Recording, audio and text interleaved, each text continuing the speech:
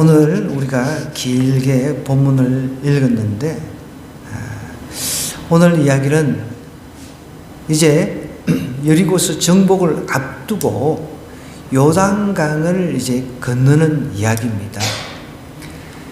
여리고 그리고 가나안 땅을 정복하려면 요단강을 필수적으로 건너야 했습니다. 강을 건너야 한다는 거죠. 여러분, 우리가 천국 들어가려면 어떻게 해야 돼요? 천국 들어가려면 이 땅에서 우리는 이렇게 대답을 합니다. 예수 믿으면 되죠. 진짜 실질적인 천국, 완전히 눈에 보이는 천국을 우리가 들어가려면 죽어야 됩니다. 죽지 않고서는 들어갈 수 있는 방법이 없다는 것이죠. 그러나 우리가 마음의 천국을 이야기할 때는 너무 간단하죠. 예수 믿으면 된다는 거죠. 근데 예수 믿는 것도 그냥 입으로만 믿는 수준이 아니라 마음으로 믿어야 마음의 천국을 경험을 할 수가 있다는 것이죠. 우리는 눈에 보이는 앞으로 우리가 살 곳 있잖아요. 눈물이 없고 고통도 없는 그런 곳. 예수님이 그곳에는 계시죠. 물론 영으로 지금 우리와 함께 하십니다. 그러나 이제 우리가 죽어서 갈 천국에는 육체로 계신 예수님과 우리가 함께 살아갈 수가 있다는 것이죠. 그 천국을 가려면 우린 죽어야 된다는 거죠.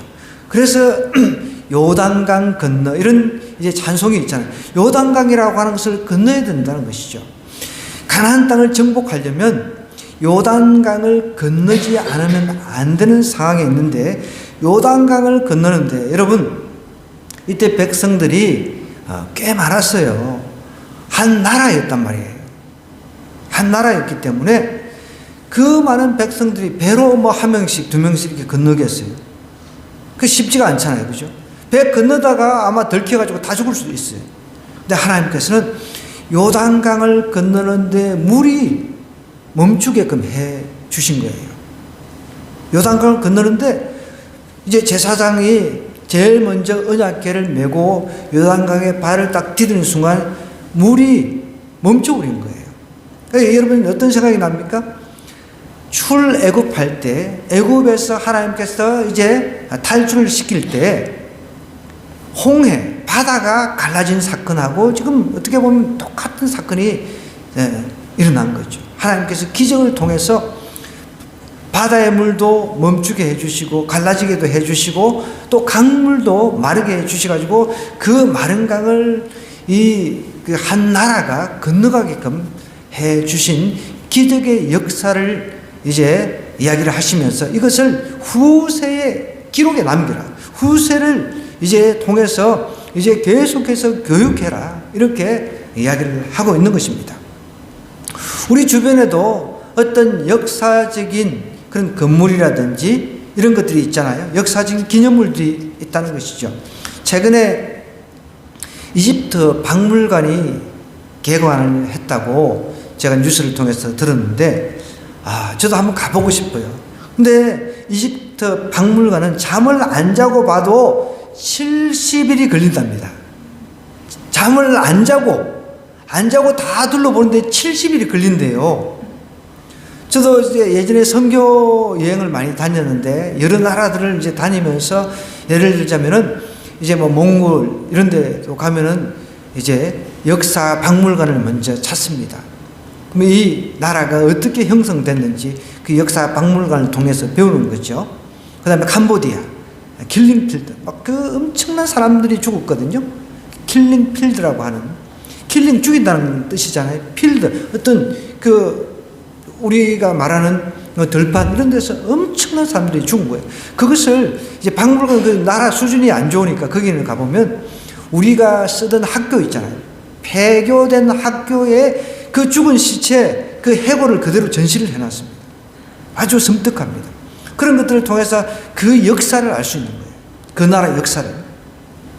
그러니까 이 역사라고 하는 것은 후세가 알도록 후세가 이것을 알아서 이런 비극의 역사를 반복하지 않도록 교훈하는 데 목적이 있는 것이죠. 그러니까 요단강 도하를 통해서 요단강을 건너는 가운데 하나님께서 물을 막으셔가지고 이제 백성들이 다 한 나라가 건너게끔 해주신 이것을 갖다가 기념하고 이것을 후세에 전하라라고 하는 메시지가 있다는 것이죠. 오늘 그 내용을 우리가 좀 자세하게 한번 살펴보겠습니다. 먼저 쭉 1절부터 읽으시면 이게 이야기니까, 스토리는 뭐 달리 설명할 길이 없습니다. 그 모든 백성이 요단을 건너가기를 마침에 여호와께서 여호수아에게 말씀하여 이르시되 백성의 각 지파에 한 사람씩 12사람을 택하고 그들에게 명령하여 이르기를 요단 가운데 제사장들의 발이 굳게 선 그곳에서 돌 12를 택하여 그것을 가져다가 오늘 밤 너희가 유숙할 그곳에 두게 하라 하시니라. 여호수아가 이스라엘 자손 중에서 각 지파에 한 사람씩 준비한 그 12사람을 불러 그들에게 이르되 요단 가운데로 들어가 너희 하나님 여호와의 궤 앞으로 가서 이스라엘 자손들의 지파 수대로 각기 돌 한 개씩 가져다가 어깨에 매라. 이것이 너희 중에 표징이 되리라. 후일에 너희의 자손들이 물어 이르되 이 돌들은 무슨 뜻이냐 하거든 그들에게 이르기를 요단물이 여호와의 언약궤 앞에서 끊어졌나니 곧 언약궤가 요단을 건널 때에 요단물이 끊어졌으므로 이 돌들이 이스라엘 자손에게 영원히 기념이 되리라 하라 하니라. 이스라엘 자손들이 여호수아가 명령한 대로 행하되 여호와께서 여호수아에게 이르신 대로 이스라엘 자손들의 지파의 수를 따라 요단 가운데서 돌 12를 택하여 자기들이 유숙할 곳으로 가져다가 거기에 두었더라. 여호수아가 또 요단 가운데 곧 언약궤를 맨 제사장들의 발이 선 곳에 돌 12를 세웠더니 오늘까지 거기에 있더라. 또 여호와께서 여호수아에게 명령하사 백성에게 말하게 하신 일 곧 모세가 여호수아에게 명령한 일이 다 마치기까지 궤를 맨 제사장들이 요단 가운데에 서 있고 백성은 속히 건너서며 모든 백성이 건너기를 마친 후에 여호와의 궤와 제사장들이 백성의 목전에서 건넜다라고 이야기를 하고 있습니다. 요단강을 이제 앞에 두고 사실은 우리가 여기 3장 14절 말씀부터 보아야 조금 이해가 됩니다. 자, 14절부터 한번 눈으로 한번 쫓아가겠습니다. 백성이 요단을 건너려고 자기들의 장막을 떠날 때 제사장들은 언약궤, 여러분 언약궤라고 하는 것은 하나님의 임재의 상징이에요. 예전에 구약시대 때는 하나님께서 함부로 우리를 만나 주지를 않으셨어요. 왜냐하면 우리는 죄인이기 때문에 죄인은 하나님 앞에 나가면 반드시 죽습니다. 죄 문제를 해결을 해야 된다는 거예요. 그래서 어떻게 보면 하나님께 택하신 제사장을 통해서 이제 양이라든지 염소를 잡아가지고 죽여가지고 그 핏값으로 하나님 앞에 나갔습니다. 그러면 하나님께서 만나 주셨어요. 그래서 하나님께서 지시도 하시고 그렇게 굉장히 불편했단 말이에요. 그게 하나님이 이제 만나 주신 장소가 언약궤 앞이었습니다. 이 언약궤는 너무너무 중요하죠. 그래서 그 예전에 유명한 그 시리즈로 나온 영화 있잖아요. 법궤를 찾았어. 이 제목을 잘 모르겠네. 그 고고학자 나오고 있죠. 인디아나 존스. 안 보셨나 보네. 그런 걸 좀 보셔야 돼요. 뭐라고요? 인디아나 존스. 그거 좀 보세요. 우리 기독교와 연관된 영화는 찾아보셔야 돼요. 이상한 영화 별로 뭐 보지 마시고. 인디아나 존스 그것도 허황된 얘기지만 법궤가 지금 어떻게 됐는지 몰라요.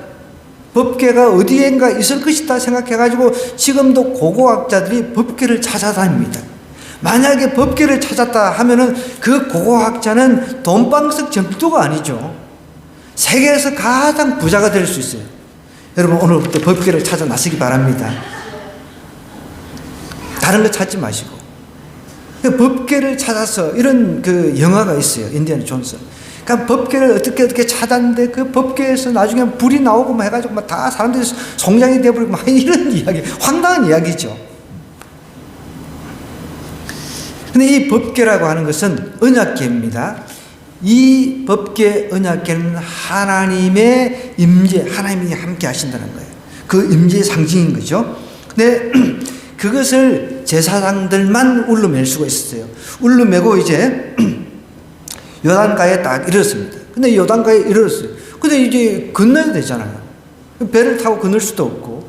자, 그런데 요단에 이름에 15절에 보니까 궤를 맨 제사장들이 발이 물가에 딱 잠겼어요. 얼마나 무섭겠어요. 어떤 면에서는 제사장들도 두려움이 있었을 겁니다. 이거 뭐야, 이거 잘못하고 빠져 죽는 거 아닌가? 이런 생각도 분명히 있을 거예요. 근데 믿음으로 발을 물에 잠궜다는 거예요. 그러자 어떤 일이 일어났습니까? 발이 물가에 잠기자 곧 위에서부터 흘러내리던 물이 거쳐서 사르단에 가까운 매우 멀리 있는 아담 성읍 변두리에 일어나 한 곳에 쌓이고, 여러분들 물이 이렇게 강이 지금 요쪽에 이게 그 물은 위에서 밑으로 내리니까 흘러내리니까 위쪽이 이렇게 뚝 끊기진 거죠. 그러면 이렇게 끊겨지면 뭔가 물이 한쪽으로 몰릴 것 아닙니까? 근데 제가 이렇게 사료들을 찾아보니까 고고학적 자료가 있는 거예요. 이미 이때 당시에 어떤 뭐 지진 같은 게 나가지고 한쪽이 이렇게 무너져가지고 산 같은 게 무너져가 뭐 큰 목 같은 게 생겨가지고 물이 한쪽으로 모였다라고 하는 그런 기사가 있더라고요. 그래서 성경이 분명히 이렇게 이야기를 하고 있습니다. 물이 거쳐가지고 사르단에 가까운 매우 멀리 있는 아담 성읍 변두리에 일어나 한 곳에 쌓였다는 거예요. 이 물이 계속 이렇게 흘러오는데 뭔가 이렇게 모을 수 있는 그런 게 있어야 되지 않겠습니까? 그러면 뭐 아예 그런 게 없다면 물벽이 막 위로 하늘까지 이렇게 될 수 있으니까. 그러니까 하나님께서는 그런 것을 다 계산하시고 딱 흘러내리는 걸 차단을 시키시고 한쪽에 뭔가를 틀어가지고 어마어마한 백성들이 다 건널 시간 동안에 물을 가둬둘 수 있도록 하나님께서 역사를 하셨다는 거예요. 이 뭐야, 이거 뭐 순 가짜 아니야? 이 성경을 읽으면서 하나님께서 행하신 이 기적을 읽으면서 이 기적을 보면서 믿음으로 받아들이지 않고 이게 뭐야 이거, 이렇게 의심스러운 마음으로 덤벼들다 보면 답이 없습니다. 이것을 나한테 하나님께서 이렇게 하시는, 하나님은 여러분 온 천지를 만드시고 그 정교한 걸작품 중에 우리 인간을 만드신 분이에요. 뭘 못하시는 분이 뭐가 있습니까? 홍해도 그냥 갈라 놓으셨는데.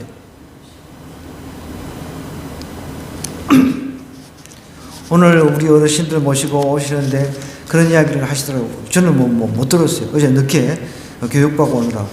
어제 막 바람이, 차를 타고 오는데 막 바람이 뭐 아주 심상치 않게 불더라고. 막 차가 휘청휘청해요.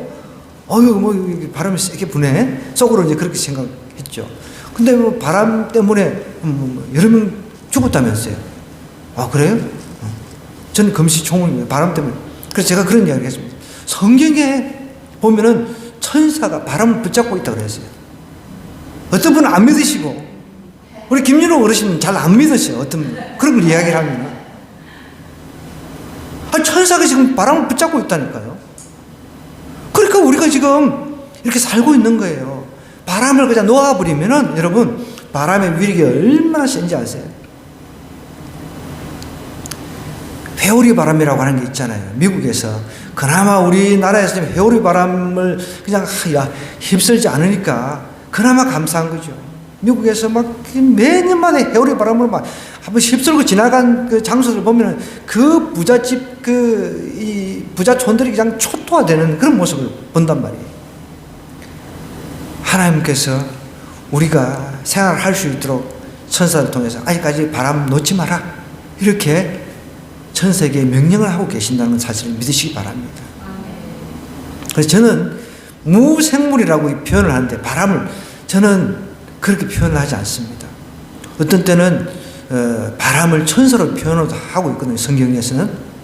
여러분, 움직이는 것은 생명이 있다는 거죠. 어떻게 보면. 여러분, 죽어 있는 거 보세요. 깨미가 한 마리 죽어 있어요. 안 움직이잖아요. 사람도 죽어 있으면 안 움직입니다. 모든 움직이는 것은 여러분 살아있다는 거죠. 바람이 움직입니다. 그래서 저는 무생물이라는 표현을 잘 안 써요. 그런 면에서. 하나님께서 움직이게 하신다. 바람도 생각이 있어요. 하나님 말씀을 들어요, 여러분. 바람한테 함부로 이 바람 왜 이래? 이렇게 욕하면 안 돼요. 바람한테 대들면 안 돼요. 보세요. 하나님께서 딱 막으시니까 물이 한 곳으로 몰리게끔 하신다는 거예요. 아담 성읍 변두리, 멀린 아담 성읍이라 했어요. 여기서는 구체적으로 아담 성읍 그쪽에 물이 몰리고 있는 거죠. 한 곳에 쌓이고 아라바의 바다의 여매로 향하여 흘러가는 물은 완전히 바다로 흐르는 물이 완전히 끊어졌다는 거예요. 백성이 이제 여리고 앞으로 바로 건널 수 있도록 하나님께서 그렇게 하셨다는 거예요. 여러분, 우리 앞에 놓인 여러 가지 어려움들 하나님께 다 하나하나 열어주시면요, 정말 이렇게 여리고 성까지 진입할 수 있도록 하나님께 다 열어주시는 거예요. 믿으셔야 돼요. 여호와의 언약궤를 맨 제사장들은 요단 가운데 마른 땅에 굳게 딱 섰어요. 그 모든 백성이 요단을 건너기를 어떻게 마칠 때까지 모든 이스라엘은 그 마른 땅으로 건너갔더라라고 이야기를 하고 있습니다. 한번 여러분 상상을 해보자는 거예요. 이 제사장들이 쉽지가 않습니다. 그걸 백성들이 얼마나 많습니까? 한 나라가 건너는데 그 다 건널 때까지 울러매고 낑낑거리면서 울러매고 있다는 거죠. 표현도 못하고. 이 제사장들, 얼마나 힘들겠어요. 그죠? 그러면서 이제 우리가 충분히 이 말씀을 통해서 상상할 수 있죠. 제사장들이 이제 강 건너쯤 있는 거죠. 그때 당시 이 요단강을 건널 때 물이 넘치고, 오늘로 치면 이제 뭐 우리가 우기 때 있잖아요. 홍수가 이렇게 넘치고 그러면은 막 강이 범람하고 그러잖아요. 폭이 한 800-900m가 된대요. 상상이 됩니까? 강 저도 두만강 있잖아요. 두만강 가봤거든요. 그 앞에 그 연길이라고 하는 요런, 제가 그 바로 넘어 북한이 보이는 거기까지 제가 선교 다닐 때 갔다 왔어요. 그럼 그렇게 폭이 넓지가 않아요. 예를 들어서 이제 그 겨울에 춥고 얼면은 건너기 이제 탈북하기 딱 좋은 그런 루트예요. 그런데 이때 요단강을 건널 때 당시 강폭이 한 800-900m가 된다고 그렇게 역사가들은 기록을 하고 있습니다. 굉장히 길죠. 그러면 그 긴 가운데 제사장은 지금 한 가운데 이제 언약궤를 울러매고 이제 서 있는 거예요. 그럼 백성들이 막 그 한 나라가 건너니까 얼마나 많습니까? 수백만 명이 이렇게 건넌단 말이에요. 그거 다 건널 때까지 울러매고 있는 거죠. 참 쉽지가 않습니다. 네. 그리고 나서 이제 다 건넜어요. 백성들이 다 건넜을 때 하나님께서 이렇게 여호수아를 통해서 시킵니다. 백성들 각 지파에 한 명씩 뽑아라. 12지파니까 12지파가 돌을 취해가지고 이제 강이 말랐으니까 찐득찐득 하면은 건너기가 불편하잖아요. 그죠? 하나님께서 그거 다 마르게 해주신.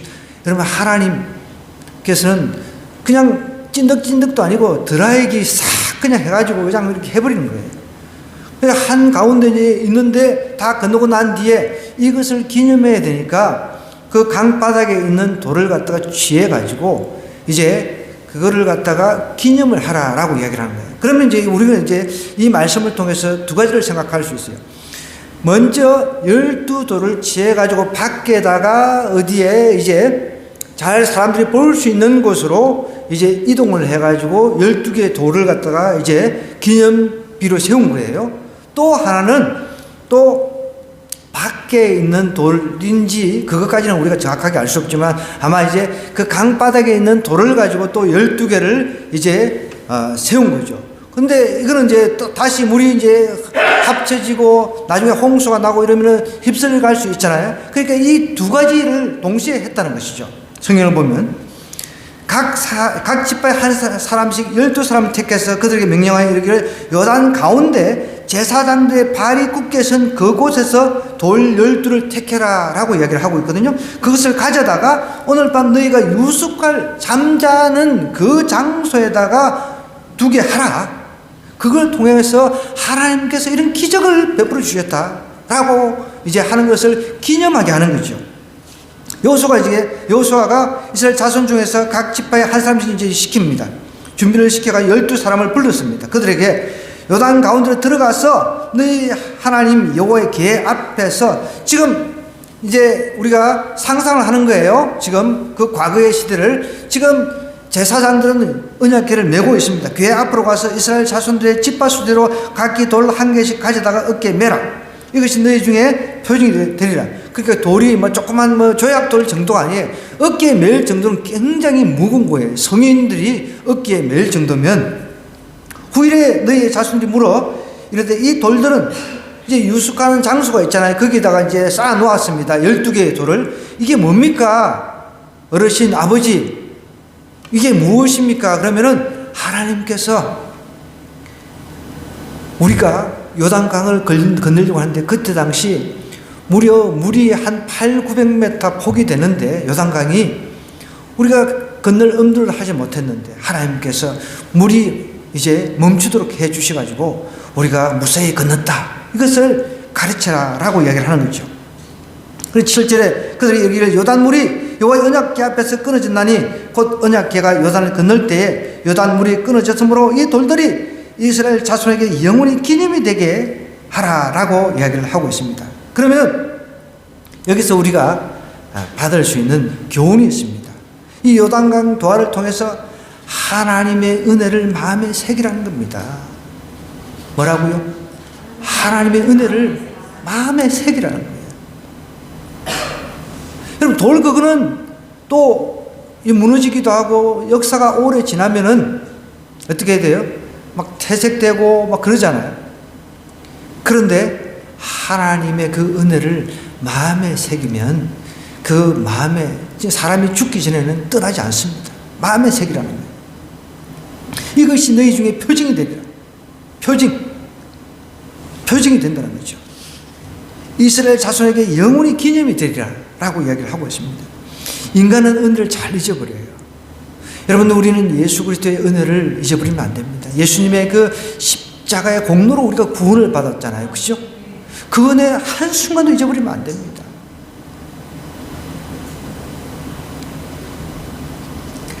이사야 말씀 1장 3절 말씀은 이렇게 얘기를 합니다. 소는 그 임자를 알고 나귀는 그 주인의 구유를 알건만은 이스라엘은 알지 못하고 나의 백성은 깨닫지 못하는도다 라고 이야기를 합니다. 여러분, 우리가 아직까지 구원, 아직까지 거듭나고 영원한 생명을 얻지 못한 사람들도 있습니다. 그런데 예수 그리스도를 믿어 이제 거듭난 사람들, 예수 그리스도의 은혜를 절대 잊으면 안 돼요. 예수님이 나를 위해서 십자가를 지셨다. 내가 그 공로로 내가 구원을 받았다는 이 사실을 한순간도 잊으면 안 된다는 거예요. 그 은혜를 마음에 새기라는 거예요. 내가 천국 가는 그날까지 마음에 새기라는 거예요. 그래서 우리가 흔히 전도 폭발해서 이렇게 훈련을 시킵니다. 이제 천사가 내가 이제 천국 문 앞에 섰어요. 그럼 천사가 당신이 여기에 들어와야 될 이유가 무엇이냐 이렇게 물어본다는 것이죠. 물론 어떻게 그렇게 물어볼지 그거는 우리는 100% 알 수는 없어요. 그럼 여러분, 그 천사가 그렇게 물어볼 때 내가 그 앞에서 무엇을 이야기할 수 있습니까? 저는 그래도 살아생전 많은 사람을 도와주었습니다. 물질로도 도와주고 여러 선을 행했습니다.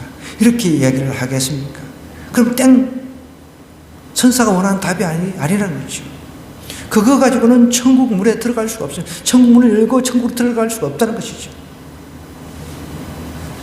나는 비록 이렇게 선한 것 한 것 없지만 내 생에 가장 잘한 것 예수 그리스도를 내 마음으로 믿었습니다. 그래 영접하는 자, 그 이름을 믿는 자 되어서 하나님의 그 자녀가 되었습니다. 그래서 내가 천국에 들어갈 수가 있습니다. 이렇게 말을 할 수가 있어야 된다는 것이죠. 신명기 6장 6절에도 보니까 오늘 내가 내게 명하는 이 말씀을 너는 마음에 새기라 그랬습니다. 백성들이 금방 잊어버린다는 걸 알잖아요. 조그만 어려움을 불평하잖아요. 광야 생활 40년을 했습니다. 이스라엘 백성들이. 홍해를 가르시고 하나님께서 광야 생활 동안 엄청난 기적, 낮에는 구름 기둥, 밤에는 불 기둥으로 하나님께서 인도해 주셨어요. 그런데도 조금만 힘들면 불평하고 원망하고 우리는 그게 습성이 되어 있어요. 습성. 여러분, 우리에게는 예수님 믿고 나면 두 성품이 있습니다. 예수님 믿기 전에는 하나의 성품만 있어요. 하나의 성품은 자연인의 성품이에요. 갈라디아서 말씀. 그냥 음행부터 시작해서 술 취하고 이런 것이 자연의 성품이죠. 그러나 예수님을 믿게 되면 거듭나면 우리에겐 두 가지 성품이 있다는 거예요.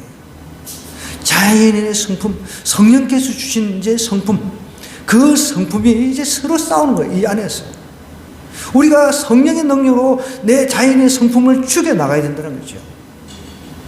그래서 내가 예수 그리스도를 좀 닮아갈 수 있지 않겠습니까? 은혜를 잊어버리면 안 된다는 거예요. 하나님은 백성들이 금방 은혜를 잊어버린다는 걸 아시니까 이렇게 기념비를 새기게 하는 거예요. 돌을 거기서 이제 제사장들이 서 있는 곳에서 돌을 취해가지고 유숙하는 곳으로 가가지고 기념비를 탁 높이 쌓는 거죠. 그럼 그걸 볼 때마다 사람들이 하나님께서 우리를 인도하셨어. 하나님께서 우리를 요단강을 건너게 해주셨어. 요단강 강물이 멈추게 해주셨어. 이렇게 계속해서 되뇌이게 하는 거죠. 뿐만 아니라 이 요단강 도화를 통해서 다음 세대에게 신앙을 전수하라는 메시지를 주고 있다는 것이죠. 여기 보면은 8절부터 10절의 내용 보면 후일에 너희 자녀들이 묻되 이 돌들은 무슨 뜻입니까? 이렇게 물어본다는 거예요. 물어보잖아요. 저도 예전에 이렇게 산에 오르다 보면은 사람들이 이렇게 그 돌 무더기로 쌓아놓은 게 있어요. 도대체 지금 뭐 하는 건가? 그러니까 지금 이제 예전에 어릴 때는 그랬는데 이 사람들이 미신적으로 이렇게 쌓아놓은 거라는 걸 알았어요. 제가 몽골 선교 여행을 다닐 때 거기도 마찬가지였습니다. 몽골 평지거든요. 평원이에요, 평원. 가는데 어떤 특정한 지역을 가니까 꼭 우리나라 그 삼신당 그 모시듯이 돌무더기를 막 쌓아놓은 거예요. 너무 신기한 거예요. 거기 지나가는 사람들마다 안전한 여행을 빌면서 이제 돌을 하나씩 하나씩 쌓아 놓아가지고 그렇게 돌무더기게 된 거예요. 여러분, 우리는 그렇게는 하지 않습니다. 우리는 내가 지금 살아있잖아요. 나라는 존재. 하나님께서 죽여서 저 지옥으로 되지가지 않으시고 나를 살아서 이 생존하게 하시고 예수 그리스도를 통해서 예수 그리스도의 보혈로 구원해 주신 이유는 내가 살아서 하나님의 하나님의 나라를 위해서 살도록 하나님께서 은혜를 주셨다 생각을 해야 된다는 거죠. 내가 오늘 여기 교회에 있다는 것, 예배 드릴 수 있는 것은 내가 살아있기 때문에, 물론 죽어서도 우리가 영원한 천국에서 예배를 드립니다. 살아있어 예배 드리는 거 이거 너무 감사하잖아요. 예배 드릴 목적이 무엇입니까, 여러분? 그냥 교회 친분을 위해서 옵니까? 아닙니다. 예배는 구원받은 사람들이 하나님 앞에 감격해서 하나님 한 주간 하나님 은혜 가운데 살게 해주셔서 감사합니다. 저를 지켜주셔서 감사합니다. 저를 구원해 주셔서 감사합니다. 이 감사의 고백을 하나님 앞에 올려드린 게 예배입니다. 그냥 와서 찬양만 하고 여러분 아무 감동 없이 찬양할 수 있습니다. 그러나 정말 예배는 하나님께서 나를 구원해 주셨다는 그 감격에 의해서 올려지는 게, 내 몸과 마음으로 올려지는 것, 이것이 진짜 예배라는 것이죠. 그 은혜를 내 마음에 새겼기 때문에 그게 가능한 거예요. 은혜를 마음에 새기지 않으면 그게 가능하지가 않습니다. 그러니까 백성들한테, 이스라엘 백성들한테 은혜를 마음에 새기라는 거예요. 돌을 보고 하나님께서 어떻게 니네들을 인도해 주셨는지 그걸 생각하라는 거예요. 그것뿐만 아니라 다음 세대에게도 단순히 과거의 회상에만 그치지 않고 과거 이런 일이 있었어 라고 그렇게 생각하는 회상에만 그치지 않고 미래 세대들이 니네들도 하나님 믿어야 된다. 예수님 믿고 구원받아야 된다. 그래서 예수 그리스도를 통해서 우리의 삶을 인도받아야 된다. 성령 하나님, 성부 하나님, 성자 예수님, 성삼위일체 하나님을 통해서 우리의 삶을 인도받아야 된다는 것을 계속해서 다음 세대에게 가르쳐야 된다는 거예요. 그걸 가르치는 거예요. 또 요단강 도화를 통해서 우리가 배울 게 있습니다.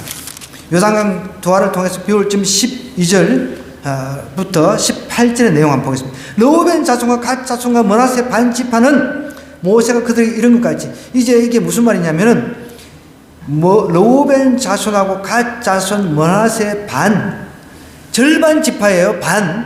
반이라고 하는 거예요. 저는 처음에 성경을 읽을 때 무슨 이제 청년 때 므낫세 반 지파, 므낫세 반이라고 하는 이름이 있나 해서 보니까 절반 지파인 거예요. 우리나라 영어를 이렇게 쭉 읽어보니까 제가 영어를 좋아하니까 이게 명확한 거죠. 근데 우리나라 말이 어떨 땐 좀 이 머나세 반지파 이 번역하는 것도 참 중요해요. 내가 만약에 번역자로 들어갔다면 머나세 절반 지파 정확하잖아요. 그죠? 반지파 우리는 반반 나누자 반반 치킨도 있기는 한데 그죠? 조금 나는 처음에 이게 화가 안 들어오는 거예요. 그럼 절반 지파라고 하면은 절반 반은 남고 반은 이미 여기 이제 로벤 자손하고 갓 자손은 이미 이제 자기 땅들을 다 받았어요. 땅들 다 이제 분배를 받았으니까 우리가 땅을 받았으니까 우리는 그 가나안 정복 전쟁에 우리가 먼저 앞서가서 선봉대에 서겠습니다. 이렇게 약속을 한 거예요. 그 약속을 지금 지키는 거예요. 12절입니다. 로벤 자손과 갓 자손과 므낫세 반 지파는 모세가 그들에게 이런 것 같이 무장하고 이스라엘 자손들보다 앞서 건너간 거예요. 선발대가 앞서 건너가는데 이 무장한 병력이 얼마나 된다고요? 4만 명. 적은 인원이 아니잖아요. 4만 명 가량이 여호와 앞에서 건너가 싸우리고 여리고 평지에 이르니라. 여리고 앞에서 탁 선 거예요. 여리고 평지라고 하는 이 뜻은 여러분 원래 달신과 연결이 되어 있어요. 이미 가나안 땅에는 7 부족들이 살고 있었어요. 그런데 그 7 부족들의 그 풍습 있잖아요. 그러니까 다 이방신들을 섬기는 풍습이기 때문에 하나님께서 그 사람들 다 멸하기를 원하셨던 거죠. 근데 어떤 사람들은 여호수아를 통해서 가나안 땅을 정복하면서 너무 잔인하다. 어떻게 애까지 죽이냐 이런 이야기를 하는데 여러분 우리는 그런 시각으로 성경을 보시면 안 된다는 거예요. 하나님은 죄를 싫어하십니다. 여러분 죄인과 죄인이 결합해서 태어나면 누굽니까? 죄인입니다. 그 가나안 땅에 있는 사람들은 죄인의 씨앗이기 때문에 그 자녀도 우리가 불쌍히 여기서는 되는 게 아니라는 거죠. 하나님 눈에 다 죄인, 정말 다 멸해야 되는 존재라는 것이죠. 우리 인간의 시각으로 보면은 여러분 불쌍한 거죠. 왜 우리가 여러분 세월호에 사람들이 다 안타까워합니까? 세월호 사건. 아이들이 죽었잖아요. 만약에 어른들이 다 죽었다고 한다면 이렇게까지 막 사람들이 아파하고 그러지 막 살 만큼 살았으니까. 예를 들어서 노인들이 다 죽었어요. 그러면 살 만큼 살았구나 이렇게 이야기를 하실 거예요. 그렇지만 여러분 이때 당시에 여호수아가 정복 전쟁을 할 당시에 아이들도 많았습니다. 갓난한 아이들도 있었습니다. 하나님은 그들도 다 멸하기를 원하셨다는 거예요. 왜?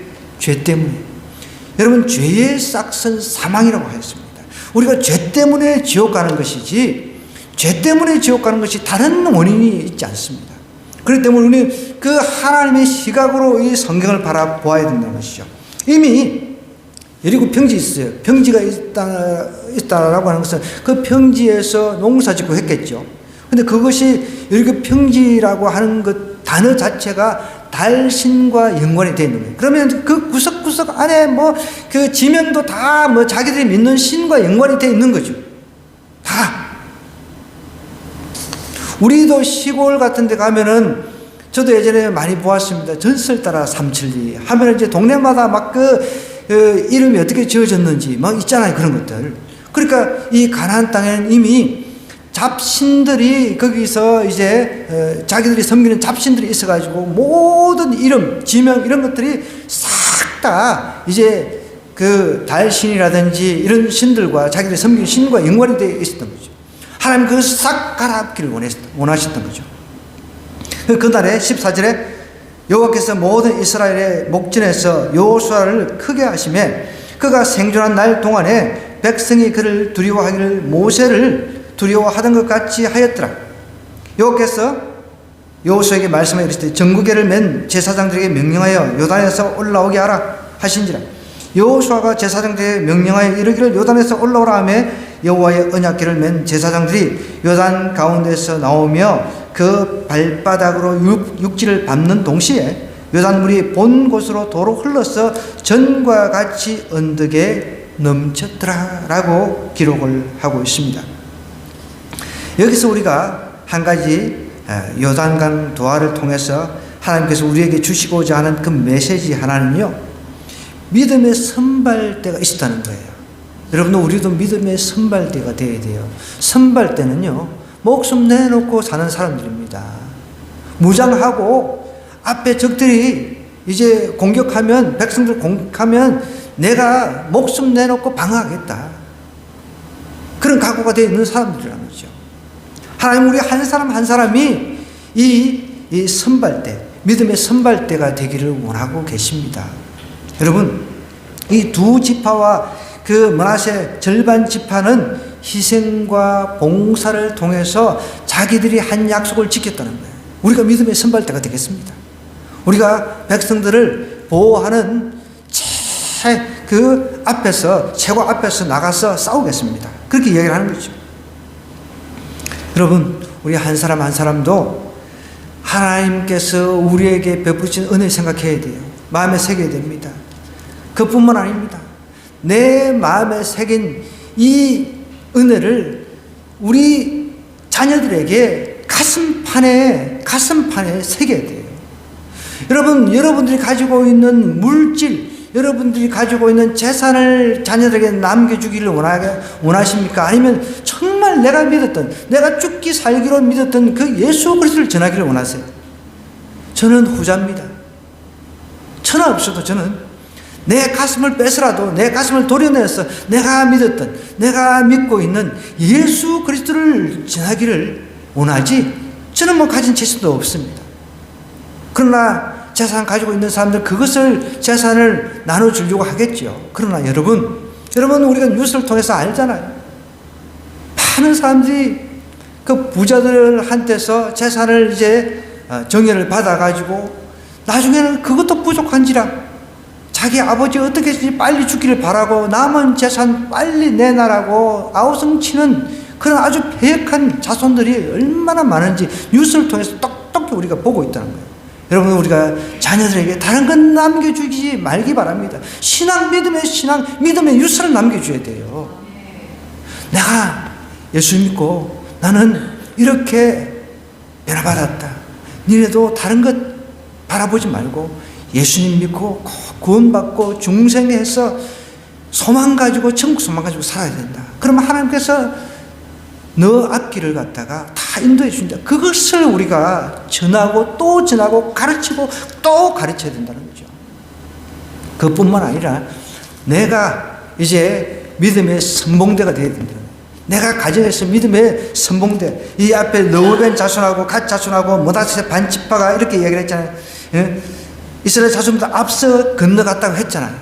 앞서 건너간 일이 무엇입니까? 이들을 보호하고 이들을 갖다가 안내하는 그런 역할을 했단 말이에요. 이스라엘 백성들. 우리도 주변 사람들을 믿음으로 이끄는 믿음의 선봉대가 되어야 돼요.